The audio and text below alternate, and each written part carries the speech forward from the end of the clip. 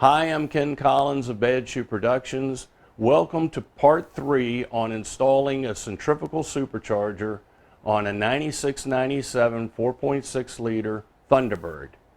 Now, a few things that I'll be doing today might be a little bit hard to follow, so I'll encourage you to go back to my part 1 and part 2, which will explain how we got to this point today. Now, a few days ago, I drained the coolant out of the radiator and removed the radiator, and I went down below the radiator area and cut out the radiator support. So I'll show you a set of still pictures of what I did a couple days ago, which will lead us up to today's episode. Okay, I used a cutoff wheel and went right to the edge where the radiator support meets the vertical upright. Cut in about 3 1/4 inches or so, and then cut horizontally right along the line where the brake line standoffs go up through these little holes you can see right here.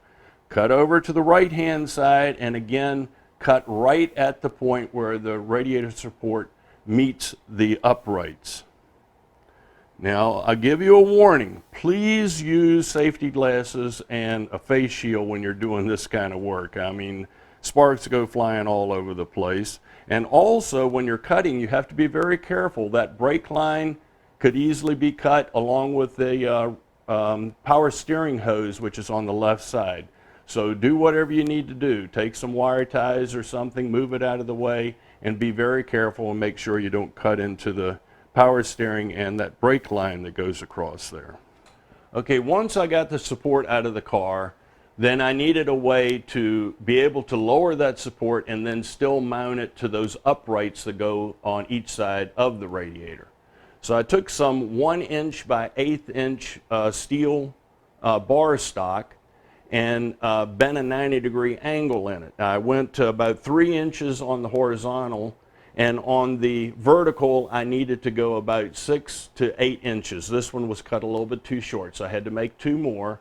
Again, it was about 3 inches on the horizontal and 3 to 8 inches on the vertical.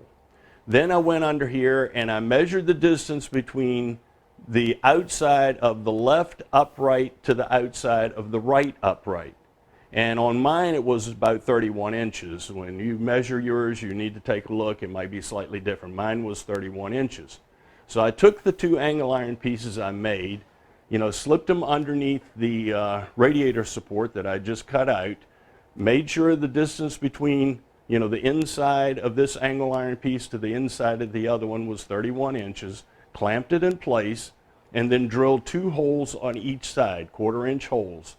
Used, 1/4 inch screws, washers, and nuts to fasten it together. Now I need to, go underneath the car to see where I'm going to locate it. Now to do that, I need to put the radiator back in the position that it will be when it's running in the car. So I had to make upper mounts. Now to make my brackets, I used some 3/4 inch by a 1/16 of an inch thick aluminum strapping. And you could also use, something that comes from the hardware store like this, little steel brackets, bend them as you need it. On mine, I drilled a 1/4 inch hole and then went from the center of the hole up to 2 inches and made a 90-degree bend, like this one right here. Now, to allow the radiator to go forward underneath that radiator support, those uprights interfere with those upper locating pins on the radiator. So on the right hand side, I had to trim off a little bit of that pin support right up to the pin, and on the left side I had to cut it completely off. Then I took the 2 tabs that I made, the 2 brackets that I made, and screwed them to speed nuts that were already on the radiator. The ones I had, I think, used 6mm screws.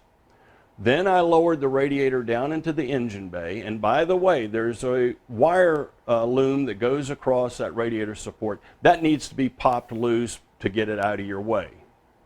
Once it was in position, then I took a couple C-clamps to hold the little brackets in place on the radiator support.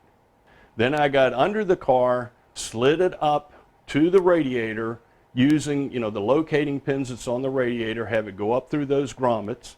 Now, in my case, I wanted to be able to put the lower radiator hose back onto the radiator. To do that, I had to move the radiator back toward the engine about an inch or so. I could have left it forward, but I would have had to have used an extension on that hose similar to the extension that comes with the kit. For me, I wanted to be able to hook that hose up without modifying it. So I moved it back about an inch, got it in position, then I used a couple vice grips to hold the angle iron pieces to the uprights. Then I removed the radiator again. On each side, I drilled 2 holes, through the sheet metal part of the body into those little angle iron pieces that I made. Again, be careful, make sure you don't drill through some, either the, power steering hose or the brake line. Okay, finally today I put the radiator back into the car, took the lower radiator hose, got it on the radiator and clamped it down. Put the cooler lines on, tightened them up. There's also a small hose that goes from the reservoir to the radiator. That's on, has a clamp. The upper little brackets that hold the radiator to the upper support, I have the screws down through them, with washers and nuts. And also the wire harness that went across there, I added some new clips and then re-clipped the harness up into the radiator support. So now that harness is between the top of the radiator support and the top of the radiator, so it's out of the way. So when I put the fan shroud on later on, it should miss it just fine. Also, a couple days ago I cut out the rest of the hood where the coil was going to have an interference fit, cleaned that all up, put a little black paint on it. So that should take care of the both the where the blower interference was and where the coil interference was. Now here on the engine, I put factory idler pulley back on, no screw, I just have it on the boss right now. Remember the bolt that I took out here, they had the little stud on it, I replaced it with the bolt that came with the kit. If you didn't have that, just take the bolt and cut the stud off of it. And here, where I took this one off, again, it had a little stud on it. I just took a whiz wheel and cut the stud off. That's fine. Also, just to let you know, some of these will have a tensioner stop right here. Here's a picture of one showing it. If you have one of those stops, it does need to be removed. Okay, before we do anything further, I'll take the new drive belt and I'll dress it across these pulleys loosely, and then we'll go over to the table and we'll start putting the blower onto the bracket permanently, along with the new idler pulley that will go on that as well. So I'll go ahead and just string this loosely how it needs to go. Okay, of course you can refer to the instruction manual on the routing. It's routed the same as the stock belt, other than the belt's a lot longer because it's got to go around the blower and the new pulley, which is right in this area right here. But you can see, pretty much how it's laid out. Okay, here on the table I have the supercharger, the bracket, some bolts, idler pulley, and off camera I did mount the drain hose that comes with the kit. And notice the orientation. If you have a curve on yours, orient it like that. It will help a little later. Also, when you're putting this hose on and you take your little plug off, make sure the supercharger is upright because there is fluid in this supercharger. If you lay it down and you take the plug out, you'll start draining all the fluid. So get it upright and get your hose mounted. And there's also a vent that goes on this, but that will be installed later. All right, what we want to do is to mount the bracket onto the supercharger. You do have to remember one thing. The 8mm by 65mm long bolt that comes with the kit, put your washer on it and install it right here, just like that. This is where the factory idler pulley goes, right here. You have to put this bolt in now, because once you mount this on the supercharger, you cannot access that bolt. So get it on there, and we'll get everything lined up. We'll take, there's 5 3/8 bolts. They're 3/4 inches long. They go in these holes except this one, and then you use the longer, this is a 2-inch long 3/8 bolt, that goes in that location. So we'll get these other ones that have the washers on them right in these holes.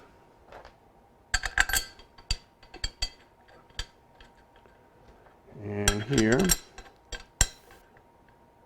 I just got a couple threads on it.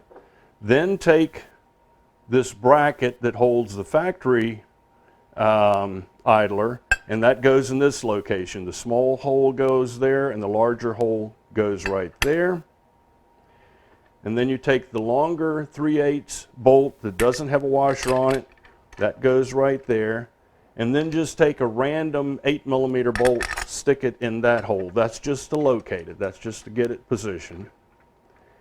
And then we'll tighten up all these bolts.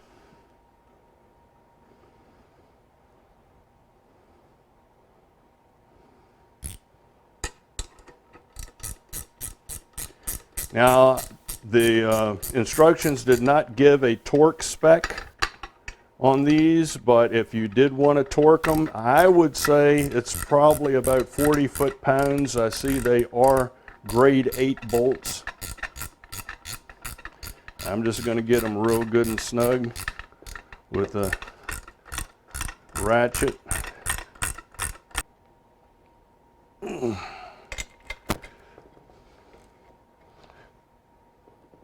I think I got them plenty tight.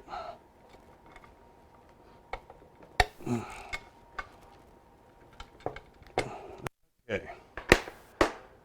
Then I take the new idler pulley that goes right there, and there's a little dust cover that comes with the kit and the bolt that goes on there. Now this is a 12mm bolt, so this one's got to be pretty tight. I would say, I don't know, 55 foot-pounds, 60 foot-pounds maybe. Get another wrench, another ratchet for that one.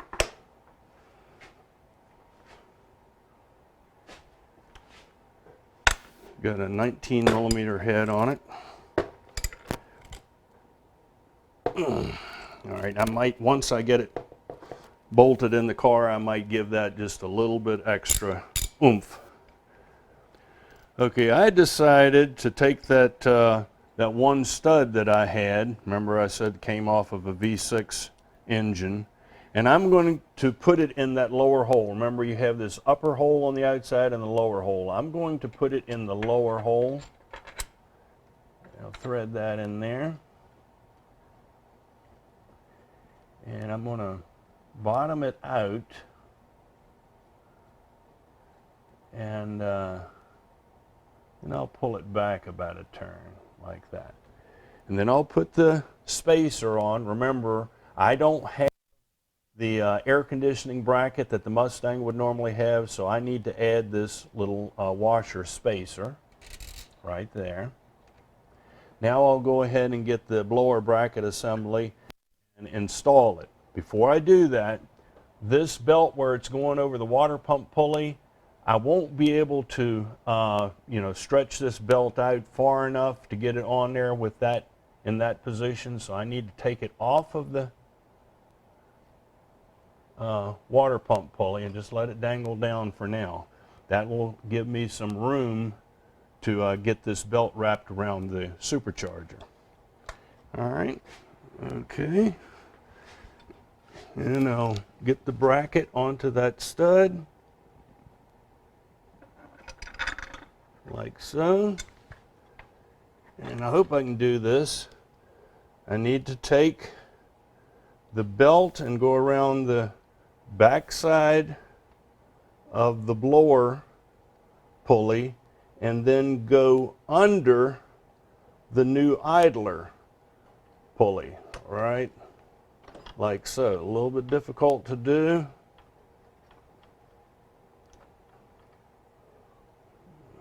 See if I can get it on there.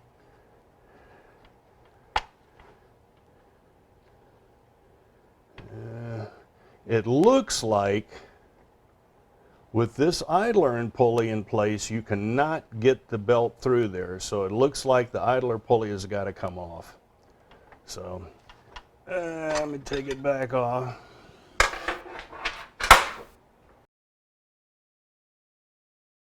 There should be enough room now because that one pulley is off.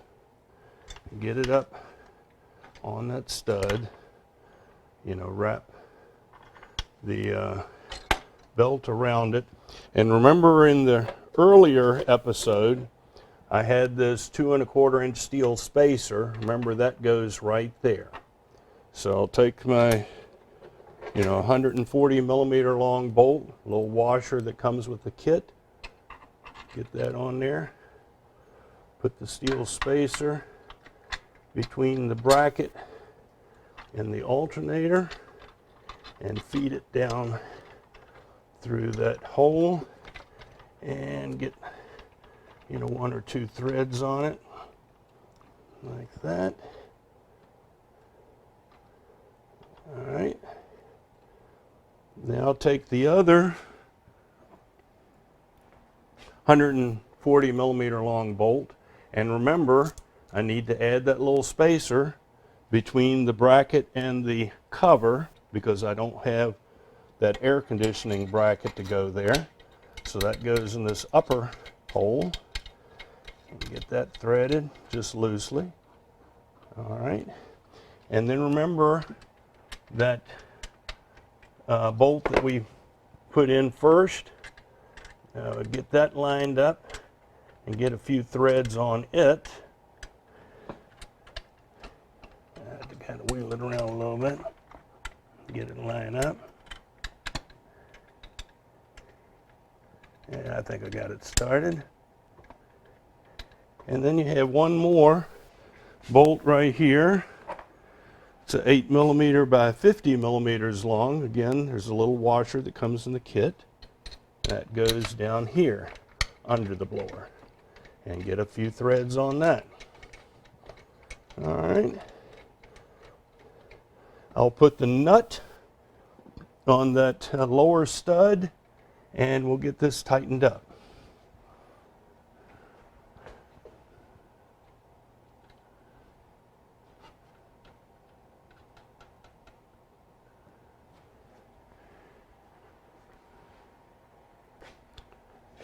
Get all these plenty snug. To torque, I don't know.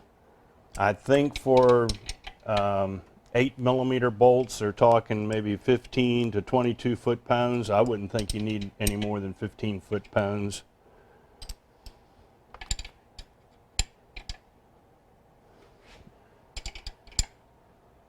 And remember, the one bolt that we put on earlier, that has a Allen head on it, and it happens to be a 6 millimeter. So, get it plenty tight with your 6 millimeter Allen wrench.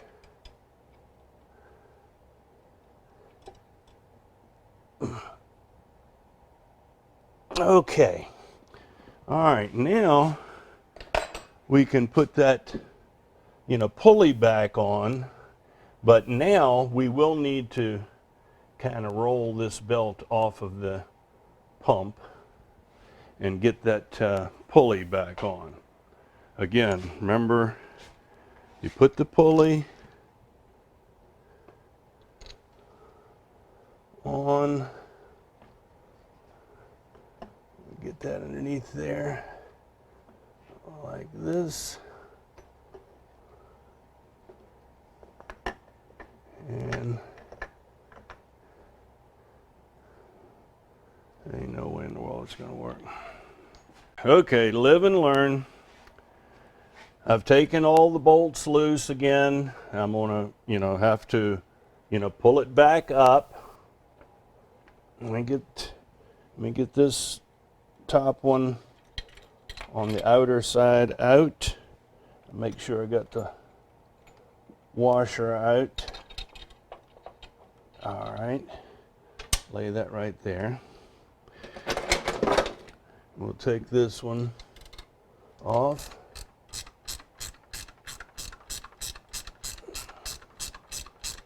We really have to do a combination lock on this, it looks like.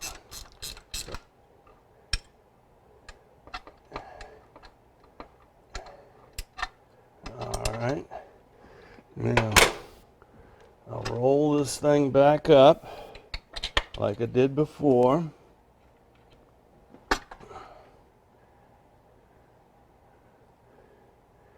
And I think I've got enough clearance now to get this belt down there like that. Take the pulley, position it.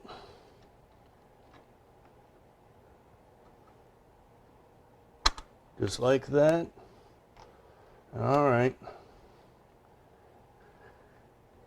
And I believe, wait a minute, I don't have it quite in the groove here.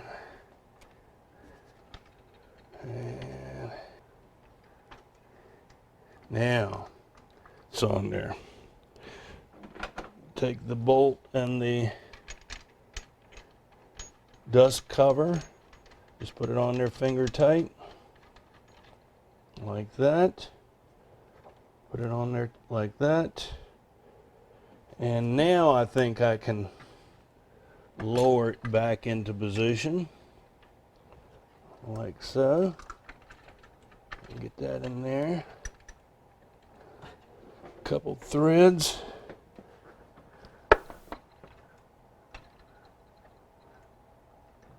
That's probably good. And I'll take the other bolt, and remember I got to put the little washer behind it. And like that. Get a few threads on that.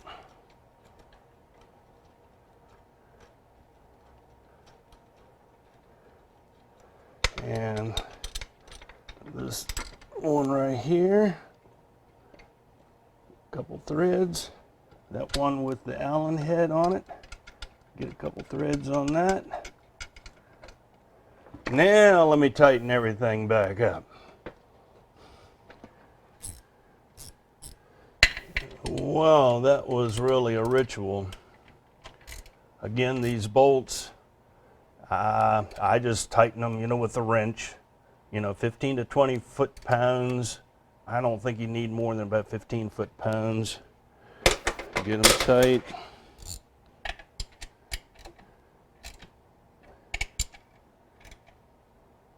Remember the one under here.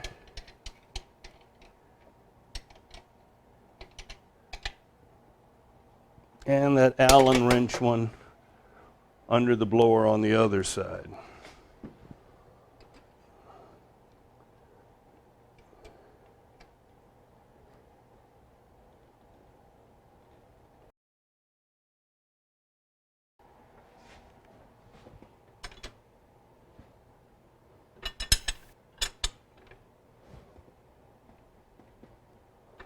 Okay, now we'll see if we can get this belt on here.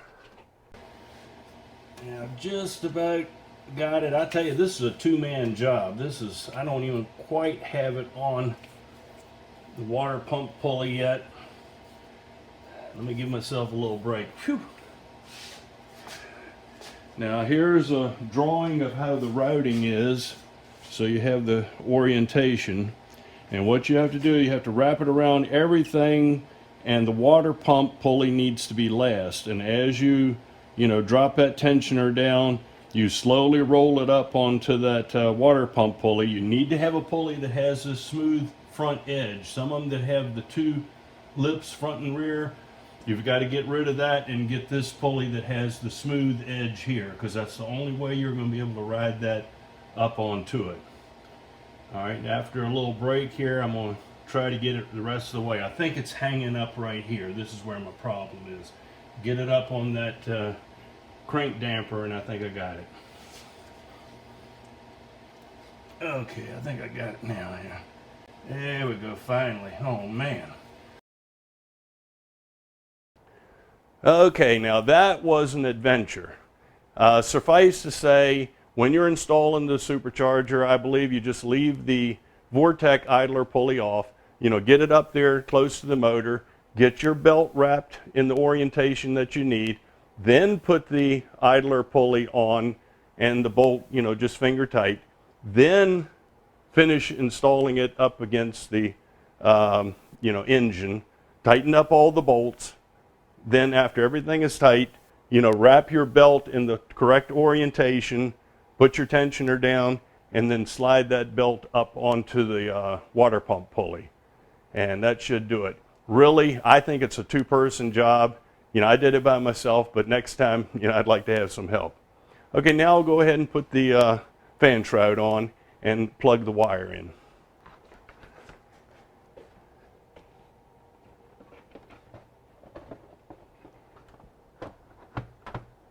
Okay, and it's 2 bolts, you know, 1 on each side.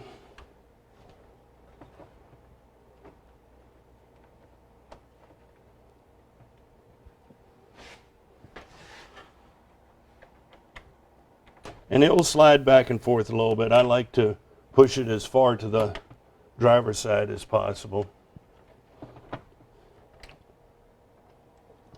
Again, put the wire connector on the motor. Like that. And if I can do it, I'll put the little clip on here. Might not be quite in the position to do it. Yeah, I think so. All right. Now we'll take this off and we'll do a quick test fit. All right, I got the hose on. Put it right on the supercharger and roll it down. Interferes with the wire harness right here. That's okay. We can probably move that. But you can see you can easily put it here, nice and level. The fitting here for the bypass, it's missing the fan shroud, no problem. And I think that is doable. Now, the radiator hose will need to fit between the blower housing and that fitting where the bypass is. It's got to go right in here. So let's see what we need to do for that. Here's the original radiator hose. I'll just temporarily stick it right on here. And as you can see, it's not going to reach there. It's kind of far away from the blower housing. That will probably interfere, you know, with that bypass. Of course, I can put the extension in here to make it reach the gooseneck, but I think there's a better alternative.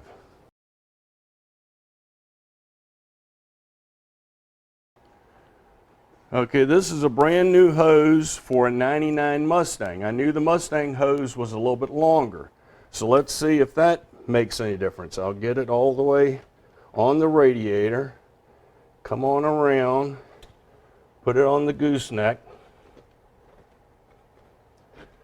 and get it on there. And you know, that will work pretty good.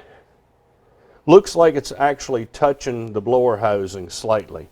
It's also, you know, kind of close right there, but plenty of room right here. So I believe if I just took about 1/4 of an inch off of this side of that hose, I think it would get it off of the supercharger and you would still have plenty of room here, and therefore this hose could be used without being modified at all, other than maybe cutting this front part maybe just about 1/4 inch right here. So we'll do that and see what happens.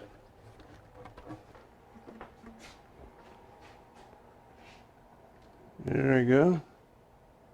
How about this? Let's give this a try.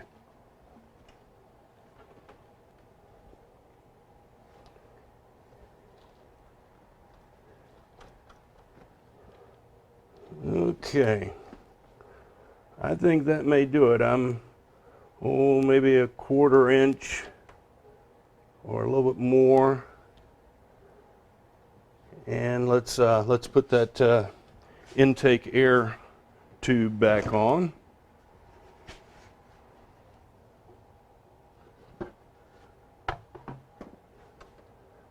How about that? She clears, not by a whole lot, but I believe it'll be all right. And you could always kind of, you know, slide this out just a little bit. I think that will do it. Now, normally the bypass valve goes right there. Now, that's not going to work. So instead, I'll probably put the elbow that comes with the kit and put the shallow side of the elbow right here, about like that. Slide that in there like that. Put the hose back on and see, I think that will work. And then I can put a, you know, longer hose here, and the bypass valve, I can lay it, you know, in this area, and it will go up into the hot side pipe a little later. I think I can, you know, get that to work. All right. All right, let me take the output side dust cover off, and I'll temporarily put the hot side air tube on. All right, just temporary. Of course, the looks like coil pack's kind of in the way. Let's see here. Okay. And it looks like it clears the shock tower all right. Let me put the cold side intake back on.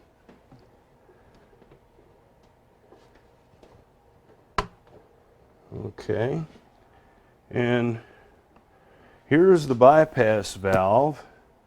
And with the short hose here, you can mount it right underneath the nipple that's on the hot side. And then hose maybe about that long would go from here to where that union is. Everything's a little close, but I would say that should work fine. All right, let's pull that back off. Now, by the way, if you're retaining air conditioning, I can tell you that there's one tube that comes up from the compressor in this area here. It will likely hit that bracket. I think it probably could be bent over just a little bit and clear. However, as you can see in this photograph that I took of my other car, the hoses that go in this area is absolutely in the way. There's no way that's going to clear the blower or the intake tube here. So I think it's the high pressure hose on top that has that switch. I think that would totally have to be relocated. However, somebody that's really good with automotive refrigeration could probably make a new line for that, and you would be able to keep the air conditioning. Okay, now I can put the vent on. It's an Allen head wrench. I think it's 3/16. That'll take the factory plug out. Put that aside, and then put the vent that came in the kit. And get that little washer out of there. There we go. And the vent has its own little washer. And screw that in. Again, same size, 3/16, I believe. That's good. And the one down here, that's the dipstick. Okay, I still need to run two hoses from this cold side air intake right here. I still have to come up with some kind of bracket for the coil. I don't know whether I'm going to mount it this way or mount it that way. I'm still just, studying that. And of course, I still need to come up with some way to get this mass air sensor and the air filter onto that cold side air intake. And this part will need to go down in the fender. Of course, the hole in the fender on the Bird is completely different from the way it is on the Mustang. So there'll have to be some cutting done there. I believe this is a good place to stop. I think in part 4, we will get this in. We'll get this wired up. I believe this harness is probably too short. I'll have to make some kind of extension, get all the clamps put on, fill it up with coolant, and start the engine. Well, thank you very much for watching part 3 on installing a supercharger on this 96 Thunderbird. I believe in part 4 we will finish assembling the supercharger and starting the engine. Thanks again, and as always, good luck on your project.